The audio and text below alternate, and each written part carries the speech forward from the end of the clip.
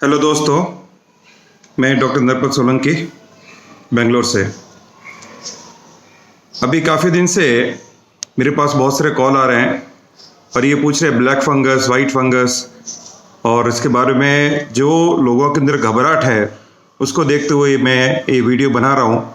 और इसके बारे में मेरे को हमारे जीटो के बेंगलोर चैप्टर के अध्यक्ष श्री अशोक जी नागौरी ने भी मेरे को बोला कि डॉक्टर साहब एक छोटा सा वीडियो बनाइए जिससे कि लोगों के दिमाग में जो परेशानी हो रही है ये ब्लैक फंगस और इसके बारे में, तो मैं ये बोलना चाहता हूँ कि बीमारी जितना आपको बताया गया उससे बहुत ही कम है।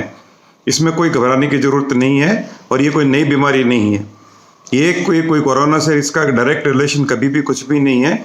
ये क्या हुआ है कि ये मीडिया ने जो भी टीवी के ऊपर है या अपने न्यूज़पेपर में देखते हैं वो लोग एक टीआरपी के चक्कर में इतनी सारी इसने हवा खड़ा कर दिया है। मैं ये नहीं कहता कि बीमारी नहीं है, बीमारी है। जब मैं पढ़ता था, आज से 35 साल पहले की बात कर रहा हूँ, कि तब भी ये बीमारी होती थी। और ये बीमारी ऐसी है कि किसी एक से दूसरे में कभी भी नहीं जाती है। और ये बीमारी किस में आती है उसके बारे में मैं आपको थोड़ी सी जानकारी देना चाहूँगा।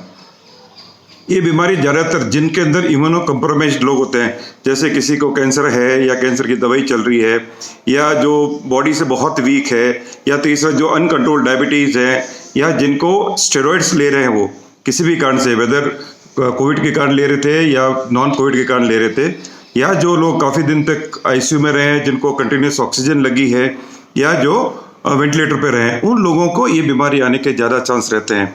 बाकी नॉर्मल पॉपुलेशन में चांसेस मैं बोलता हूँ कि लाख में एक भी नहीं है कि 10 लाख में भी एक नहीं है, क्योंकि नॉर्मल में बीमारी आती नहीं है। ये एक्चुअल में ये फंगस, ब्लैक फंगस जो भी बोल रहे हैं, इसका मेडिकल नाम है वो है म्यूकोमाइकोसिस।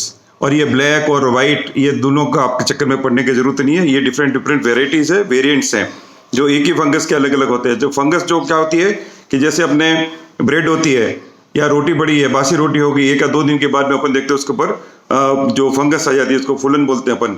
तो वो फंगस है, वो की वो चीज़ यहाँ होती है। जहाँ पे भी नमी ज़्यादा होगी वहाँ पे ये फंगस ग्रो करती है। बट अनफॉर्चुनेटली क्या है कि जब भी बॉडी में ये फंगस आ जाती है तो इसका इलाज ज़रा मुश्किल हो जाता है। पर सबसे पहले मैं वापस ये बोलना चाहता हूँ कि ये बीमारी बहुत कॉमन नहीं है। ये उन्हीं लोगों के है जो मैंने आपको पहले बताया, उन लोगों के लिए है। और क्या होता है कि जब भी कोई भी आदमी ज़्यादा दिन तक कंटिन्यूस ऑक्सीजन पे रहा तो आपने देखा होगा कि जब भी जो ऑक्सीजन आती है एक बॉटल के थ्रू जिसमें पानी भरा होता है उसके थ्रू आती है, वो ऑक्सीजन को वेट करने के लिए, ह्यूमिडिफाई करने के लिए रखते हैं, क्योंकि ड्राई ऑक्सीजन शरीर में हम नहीं ले सकते, उसमें थोड़ी सी नमी होनी चाहिए। तो भी क्या होता है कि कंटिन्यूसली लेते लेते वो जब नमी ज़्यादा है और उस बॉटल में पानी अगर कोई कारण से इन्फेक्ट हो गया है या ट्यूब इन्फेक्ट हो गई है या 5 से 7 दिन 10 दिन तक अपन को ऑक्सीजन चली और ऑक्सीजन ट्यूब साफ नहीं की, तो उसमें कभी कभी ये जो फंगस है वो उसमें आ जाती है और वो नाक में जाती है। सबसे पहले फंगस नाक में ही जाती है, कि मुंह में वगैरह में डायरेक्टली नहीं आती है। जो मुंह में है, जो थ्रश बोलते हैं मुंह में आती है उसके, वो केसेस अभी बहुत कम है। तो ये क्या है कि जब एक बार नाक में आ जाती है तो वहाँ पे इसकी एक परत बन जाती है। परत बन के धीरे धीरे ग्रो करते करते करते सबसे पहले साइनस में पहुँचती है, नीचे जाओगे तो दांतों के अंदर, जबड़ों के अंदर उधर चली जाती है, ऊपर जाओगे तो आँख आ जाएगी और उससे भी ऊपर चढ़ गया ये तो फिर ब्रेन में चला जाता है। बट इसकी प्रोसेस बहुत स्लो है। यूजुअली देखा ये गया है कि जब भी पेशेंट हॉस्पिटल में होते हैं तब तक उनको इस बीमारी का मालूम नहीं चलता है, क्योंकि बहुत सारी दवाइयों पे भी रहते हैं, दूसरे भी रहते हैं, तो इससे क्या कि मालूम नहीं चलता है। जब वो घर आ जाता है एक बार आदमी, जो जैसे मैंने वापस मैं आपको ये रिपीट करना चाहता हूँ कि जो लॉन्ग टर्म ऑक्सीजन पे रहे हैं, इम्यूनो कम्प्रोमाइज्ड है, जो स्टेरॉइड के ऊपर ज़्यादा रहे हैं और जिनकी बॉडी इम्यूनिटी बहुत ही कम है, उन लोगों में कभी कभी क्या होता है कि जैसे नाक से थोड़ा खून आना या ब्लैक कलर का पानी आना या थोड़ा यहाँ पे नाक के आसपास में दर्द होना या आँख के ऊपर दर्द होना, ये कॉमन चीज़ है। तो उन लोगों को अगर कुछ है ऐसा, तो अगर कोई आदमी लॉन्ग टर्म तक आईसीयू में रहा है या कंटिन्यूस ऑक्सीजन पे रहा है तो उनको मेरी तो यही सलाह है कि वो हर 5-7 दिन में एक बार जाकर के अपने ENT सर्जन को दिखा दे। वो अपने एंडोस्कोपिक से इसको देख लेगा कि कहीं फंगस की ग्रोथ तो स्टार्ट नहीं हो गई है, हुई है तो उसका ट्रीटमेंट आसानी से कर सकते हैं। पर होता क्या है, जब ज़्यादा बढ़ जाती है तब अपन डॉक्टर के पास पहुंचते हैं, जब तक ऑलरेडी ये फैल चुकी होती है तब बोलते हैं कि भाई देखो दवाई दे रहे हैं, नहीं हुआ तो जबड़ा निकालना पड़ेगा, आँख निकालनी पड़ेगी। तो ये सब चीज़ें बहुत आजकल देखने में मिल रही है। अभी हो क्या रहा है कि यूजुअली एक आईसीयू में जो नॉर्मल डेज में जब कोविड नहीं था तो वो समझिए कि अगर 10 बेड थे तो उसमें 2 या 3 के ऊपर वेंटिलेटर रहता था या हाई ऑक्सीजन पे रहती थी और केयर बहुत अच्छी होती थी।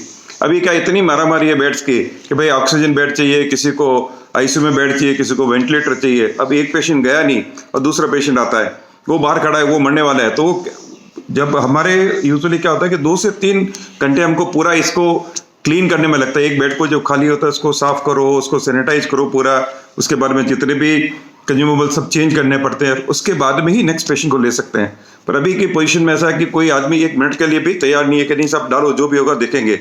और डॉक्टर को भी यही करना पड़ता है, चलो एक बार तो डालो, बचेगा तो फिर बाद में देखेंगे। तो ये हालत में कई बार थोड़ा सा कि जो हाइजीनिक लेवल है वो भी कम हो जाते हैं। और दूसरा, इतनी दिन तक जो भी जिसने भी कोविड की भी दवाएं ली है जिसमें स्टेरॉइड एक मुख्य है, तो वो स्टेरॉइड इसलिए देना जरूरी है कि अगर नहीं दोगे तो आदमी ऐसे ही मर जाएगा। नहीं मर गया तो उसको फिर क्या कर सकते हो। तो इसलिए स्टेरॉइड इज लाइफ सेविंग। तो मैं ये नहीं कहूँगा नहीं स्टेरॉइड नहीं लेना चाहिए, ये जजमेंट है डॉक्टर का भी। इसको लगेगा कि भाई इन्फ्लेमेशन ज़्यादा है तो उसको दबाने के लिए सिवाय स्टेरॉइड के कोई लेना देना कोई दूसरी दवाई है ही नहीं, तो ठीक है स्टेरॉइड लेंगे। पर स्टेरॉइड के बाद में जो इसके साइड इफेक्ट आ रहे हैं उसके लिए आप 4-5 दिन में या 7 दिन में एक बार जाके अपने ENT सर्जन को, डॉक्टर को दिखा दो कि भाई मेरे को कोई ऐसी प्रॉब्लम तो नहीं है, या आपको कोई सिम्टम है कि जैसे मैंने आपको 4-5 सिम्टम बताए थे कि वो सिम्टम है तो आप उनको जरूर दिखाइए। पर इसमें जो percentage of the infected patient with mucormycosis इस बहुत ही कम। 1000 में से अगर 1000 आदमी आईसीयू में एडमिट हुए हैं तो 4 या 5 को ही हो सकता है। और ऐसा नहीं कि 5 को हो गया तो उनका पूरा खत्म हो जाएगा, उसमें से काफ़ी बच भी जाते हैं। पर अनफॉर्चुनेटली क्या है कि इसकी जो दवाई अभी अवेलेबल है वो एम्फोटेरिसिन भी है, जो लाइफोलाइज्ड होती है, वो ही अभी तक अवेलेबल है।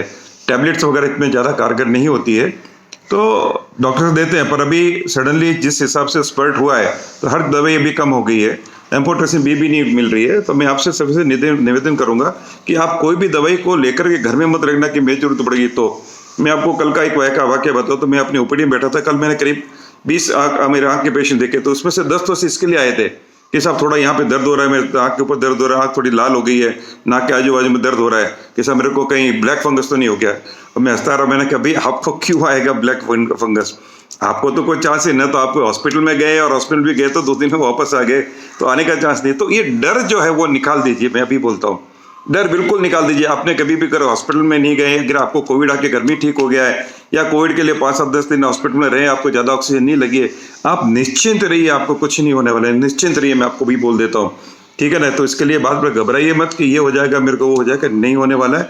मैं आपसे फिर एक ही बात निवेदन करूंगा कि आप ये म्यूकोमाइकोसिस का दिमाग से निकाल दीजिए। मीडिया जो बता रहा है, कभी व्हाइट बता रहा है, कभी ब्लैक बता रहा है, मेरे को तो लगता है कभी ये पिंक और ब्लू भी ले आएंगे।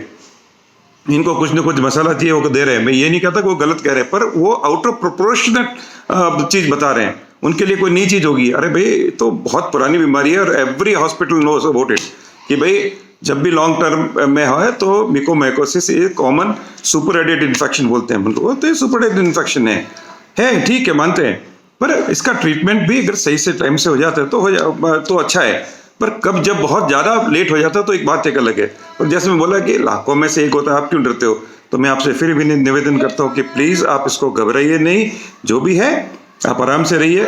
अगर आपको बहुत दिन तक आप आईसीयू में रहें, आप 4-5 दिन में डॉक्टर साहब के पास जाइए, अपने ENT वाले के वो क्या बोलते हैं, या आँख वाले डॉक्टर आँख की प्रॉब्लम तो आँख में जाइए, और आपको कोई तकलीफ नहीं आने वाली है। मैं आपको अभी भी बोलता हूँ। Thank you very much, thank you for listening once again, thanks.